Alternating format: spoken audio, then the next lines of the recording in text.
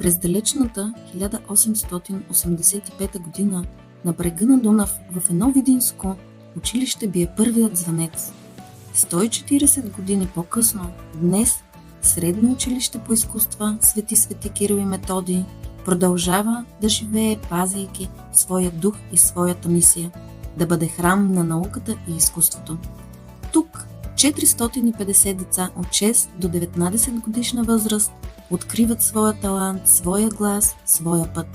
Те учат, творят и мечтаят. Но времето оставя следи.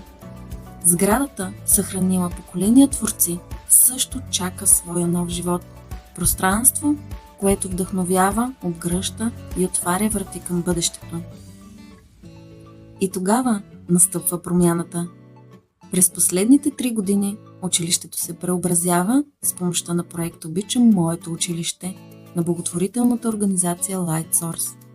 Следва нова визия, нова енергия, ново усещане за дом.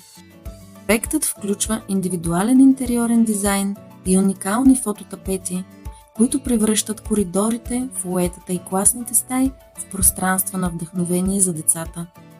Всеки етаж разказва своя история, своя посока, своя мечта. Първи етаж – магията на фолклора.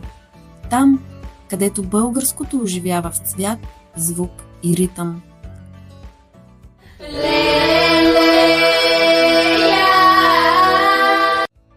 Втори етаж – изкуството е преобразена видимост. Тема, която насърчава въображението на децата да прелита над границата и да ражда идеи, които променят света. Трети етаж – танцът е скритият език на душата, където движенията говорят, трогват и омагьосват сърцата на хората. Тук се възпитава и принадлежност и грижа към природата. Децата сами засаждат цветя, превръщайки класните стаи в малки цветни градини. А в двора на училището растат дръвчета, засадени от детски ръце. Малки обещания за по-чист и зелен свят. Средно училище по изкуства Свети Кирил и Методий, град Видин, е мястото, където талантът се ражда, а всяко дете получава своя най-добър старт. Нашето училище се превърна в училище мечта. Училище, в което ученици и учители идват с желание за работа и учене. Благодарение на дарението на Lightsource, училището ни се превърна в привлекателно място за учене и творчество. Фототапети с вдъхновяващи мисли, красиви и свежи цветове. От името на целия учителски колектив изразявам нашата гордост и постигнато. Обичам моето училище. Преди училището беше много повече и след като се реализира проекта "Обичам моето училище", то стана много по-цветно, красиво и уютно. Идваме вече с желание на училище и с много усмивки. Нашия фототапет в стаята е с червената шапчица и нашата нота е "Ти можеш, вярвай в себе си, следвай мечтите". И средата, в която сега учим, е много по-различна, много по-уютна и със сигурност прави впечатление и на учениците, които не веднъж са ми казвали: "Ние сме в най-якия кабинет".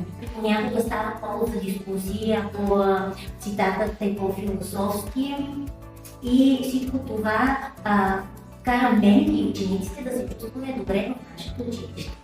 Докато вървяхме по този път, ние намерихме верни приятели в лицето на Lightsource Charity.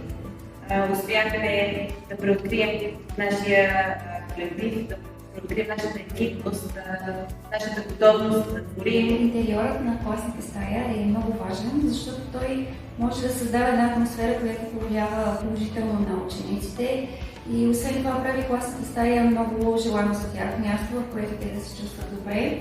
Лично аз като учител се чувствам много добре, откакто работя в една такава хубава, цветна и топла стая, и смятам, че е полезно както за учениците, така и за нас, учителите.